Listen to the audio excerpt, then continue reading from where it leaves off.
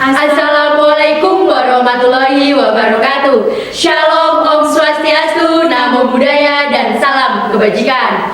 Dewan juri yang terhormat serta sivitas akademika yang berbahagia, perkenalkanlah kami dari tim Teuku Umar dengan saya Heni Indriasari sebagai pembicara pertama, dengan saya Sri Utami sebagai pembicara kedua, dengan saya Dian Aulia Fitriani selaku pembicara ketiga.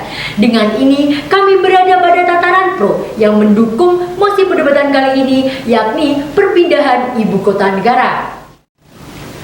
Sunarti mengatakan bahwa kesejahteraan adalah suatu tata kehidupan dan penghidupan sosial, material maupun spiritual yang diliputi rasa keselamatan, kesusilaan, dan ketentraman lahir batin yang memungkinkan setiap warga negara untuk mengadakan usaha-usaha pemenuhan kebutuhan jasmani, rohani, dan sosial yang sebaik-baiknya bagi diri, rumah tangga, serta masyarakat. Hal ini selaras dengan adanya pemindahan ibu kota negara yang sudah direncanakan oleh Presiden Jokowi dalam Undang-Undang Ibu Kota Baru. Hal ini pun juga merupakan perwujudan historis yang mana Presiden pertama Soekarno memberi usulan perpindahan ibu kota ke Palangkaraya. Dewan juri yang terhormat, dapat dikatakan beban Jakarta sudah terlalu berat. Menilik Jakarta menjadi pusat politik Indonesia, pusat media, dan berbagai bidang lainnya yang praktiknya mayoritas berpusat di Jakarta. Hal ini menyebabkan timbulnya beban demografi sehingga terjadi penurunan daya dukung lingkungan serta besarnya kerugian ekonomi berujung krisis air bersih. Tak hanya itu, kota Jakarta dinilai rawan terjadi banjir dan gempa. Pembangunan infrastruktur yang tersentralisasi di Jawa, khususnya di Jakarta, Ketua Kementerian Perencanaan Pembangunan Nasional pun menyatakan bahwa ibu kota harus segera dipindahkan, menimbang kepadatan penduduk sekitar 56,1% warga negara Indonesia terkonsentrasi di Pulau Jawa, khususnya di Jakarta. Berbagai negara maju dan berkembang yang mampu mewujudkan perpindahan ibu negara guna mengantisipasi perkembangan zaman. Contohnya diambil dari negara yang berhasil memindahkan ibu kotanya seperti Brazil yang memindahkan dari Rio de Janeiro ke Brasilia. Duta Besar Brazil Rubem Barbosa menyatakan tujuan perpindahan ibu kota ini dilakukan untuk pemerataan ekonomi serta meratakan persebaran penduduk. Dewan juri yang terhormat, perpindahan ibu kota tentunya tidak terbilang tergesa-gesa, mengingat proses yang bertahap mulai dari 2024. Bappenas mengemukakan beberapa alasan wilayah di Penajam Pasir Utara dan Kutai Kartanegara dijadikan lokasi ibu kota dengan lokasi di dekat Samarinda dan Balikpapan yang sudah berkembang dengan infrastruktur yang relatif lengkap.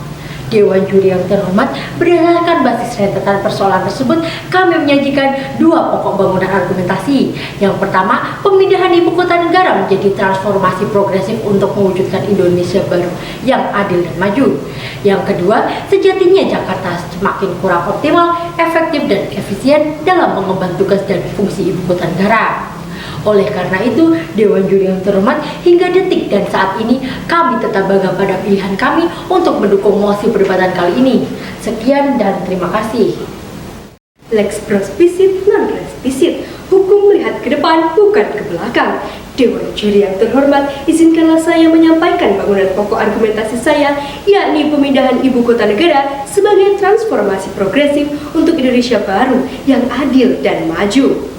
Dewan juri yang terhormat berangkat dari teori The Good Life yang menyatakan bahwa setiap bangsa negara harus menjunjung tinggi kesejahteraan dan juga prinsip-prinsip keadilan dalam tatanan bersama sebagai sistem hidup bersama agar kebutuhan para anggotanya dapat terpenuhi.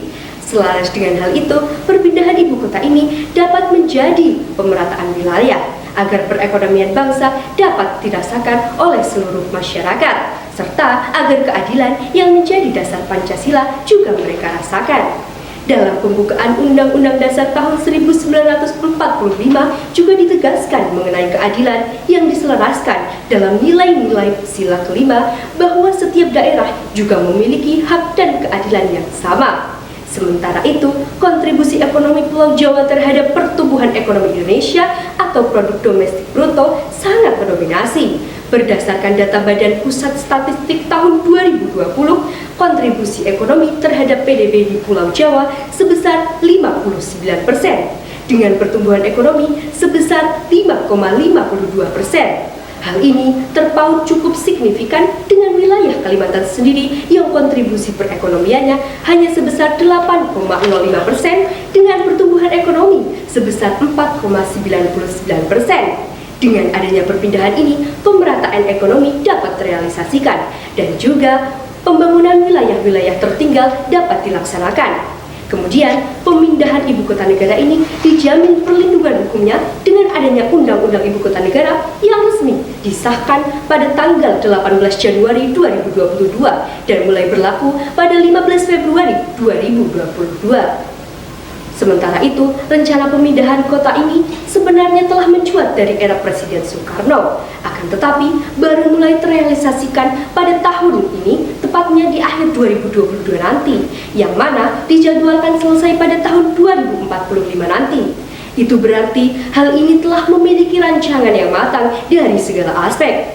Dengan rentang waktu yang jumlahnya 23 tahun, tentu bukan waktu yang sedikit dan terlalu terburu-buru. Sistematika kebijakan yang berjalan dengan terorganisir, memiliki banyak pertimbangan dan juga jaminan hukum ini dapat diyakini sebagai bagian dari perwujudan usaha persemakmuran bangsa yang merupakan cita-cita bangsa Indonesia dari awal merdeka.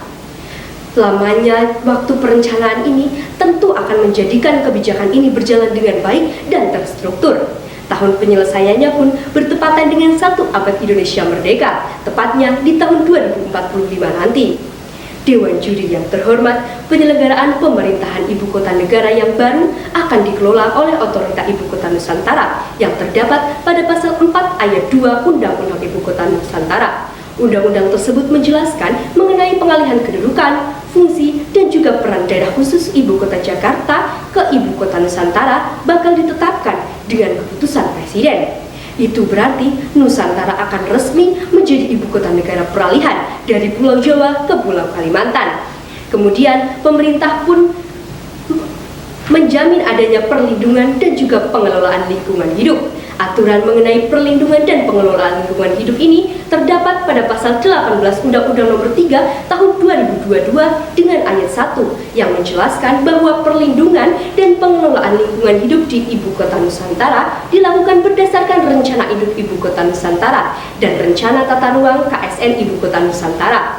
Dengan pasal ini menjamin kekhawatiran globalisasi di Ibu Kota Nusantara yang baru ini akan seperti Ibu Kota Lama Jakarta, yang seperti kita ketahui bersama bahwa Jakarta merupakan kota terpadat. Undang-Undang Ibu Kota Negara ini juga mengatur mengenai pengelolaan anggaran dan pendapatan serta pembelanjaan yang terdapat pada pasal 24, bersumber dari APBN dan sumber lain yang sah sesuai dengan peraturan perundang-undangan. Undang-undang ini menjamin dana yang digelontorkan tidak akan disalahgunakan untuk kepentingan pribadi alias korupsi. Dana akan tercatat dengan konkret dan jelas, sehingga memberikan upaya preventif dari penyalahgunaan anggaran. Dengan data yuridis dan penguatan segi hukum yang sudah saya sampaikan tadi, maka kami tetap berada pada tatanan pro yang mendukung secara penuh kebijakan ini. Sekian dan terima kasih. Gubernur C. Brevois menjalankan pemerintahan berarti melihat ke depan dan merencanakan apa yang akan dan harus dilakukan. Pemindahan ibu kota negara merupakan suatu simbol transformasi progresif menuju Indonesia maju dan berprinsip pada Indonesia sentris, yang artinya pemerataan pembangunan akan dilakukan di seluruh Indonesia dengan menghadirkan kualitas baru tata kelola pemerintahan di kehidupan sosial, ekonomi, dan budaya. Oleh karena itu, kami tegaskan sekali lagi bahwa kami tetap setuju terhadap mosi perdebatan kali ini karena sejatinya Ibu Kota Jakarta semakin kurang optimal, efektif, dan efisien dalam mengemban tugas dan fungsi Ibu Kota Negara. Berangkat dari maklumat sila kelima Pancasila, yakni keadilan sosial bagi seluruh rakyat Indonesia yang mengisyaratkan bahwa kebutuhan masyarakat harus tercukupi secara keseluruhan di setiap wilayah Indonesia. Namun, pembangunan yang terus terjadi di Jakarta membuat seolah daerah lain seperti Indonesia bagian tengah maupun timur seolah seperti dianaktirikan. Dewan Juri yang terhormat, beberapa alasan yang menjadikan mengapa ibu kota negara dipindahkan. Yang pertama adalah padatnya penduduk di Jakarta yang memberikan beban demografi sebagai ibu kota negara. Kepadatan penduduk di Jakarta diakibatkan pertumbuhan urbanisasi yang sangat tinggi, di mana mana apabila kita menelik dari data Badan Pusat Statistik pada tahun 2020 menyebutkan sebesar 56,1% penduduk di Indonesia terkonsentrasi di Pulau Jawa. Sementara di pulau lainnya persentase penduduk Indonesia kurang dari 10%, di mana hal ini menjadikan Jakarta menempati peringkat keempat sebagai kota terpadat di dunia. Perlu kita ketahui bersama, staf bagian khusus Presiden bidang pembangunan daerah dan otonomi daerah Felix Wanggai di dalam strategi policy discussion menyatakan bahwa perlunya untuk mengkaji tentang pemindahan ibu kota negara di mana kondisi beban fungsi pelayanan dan kelayakan Jakarta dirasa semakin kurang optimal, efektif, dan efisien, terutama akibat dari penyimpangan penataan ruang dan kemacetan kronis baik lalu lintas darat, laut maupun udara. Tak hanya itu, kota Jakarta dinilai rawan terjadi bencana banjir maupun gempa bumi yang secara elevasi dan geografis Jakarta terletak di ketinggian minus 2 meter sampai 10 meter di atas permukaan laut dan terletak di lempeng Eurasia yang sangat berpotensi terjadi gempa tektonis maupun vulkanis hingga terjadinya tsunami. Seorang peneliti di Institute for Development of Economic and Finance, Bima Yudhistira mengatakan bahwa pada tahun 2020 banjir yang terjadi di wilayah Jakarta dan sekitarnya memberikan kerugian mencapai lebih dari 10 triliun rupiah dan akan terus mengalami eskalasi. Dewan Juri yang terhormat, bahwasannya pemindahan ibu kota negara adalah hal yang biasa dan telah banyak dilakukan oleh beberapa negara dengan alasan yang beragam. Sebagai contoh, Amerika Serikat yang pernah memindahkan ibu kotanya dari New York ke Washington DC, Jepang dari Kyoto ke Tokyo, Australia dari Sydney ke Canberra, dan Jerman dari Bonn ke Berlin, hingga Brasil yang memindahkan ibu kotanya dari Rio de Janeiro ke Brasilia. Pemindahan ibu kota negara akan melahirkan epicentrum baru bagi sebagian besar kawasan tertinggal dan kawasan pinggiran yang selama ini tidak pernah efektif dibangkitkan, yang mana melewati proyek-proyek pembangunan seperti contohnya transmigrasi, percepatan pembangunan daerah tertinggal, percepatan pembangunan kawasan timur, dan sebagainya. Di sisi lain, pemindahan ibu kota negara akan memudahkan pemerintahan menata kota Jakarta dan kota-kota besar lain di Jawa dan terus-menerus menjadi tujuan para migran baru dan desa-desa di Jawa dan berbagai daerah di luar Jawa, serta menghindari ketegangan yang makin tinggi. Oleh karena itu, Dewan Juri yang terhormat, atas dasar itulah kami tetap setuju terhadap mosi perdebatan kali ini. Sekian dan terima kasih. Dewan Juri yang terhormat, para pemerhati konstitusi, serta sivitas akademika yang berbahagia, tibalah kami pada akhir perdebatan kali ini. Izinkanlah saya selaku pembicara pertama untuk menarik benang merah dalam perdebatan kali ini.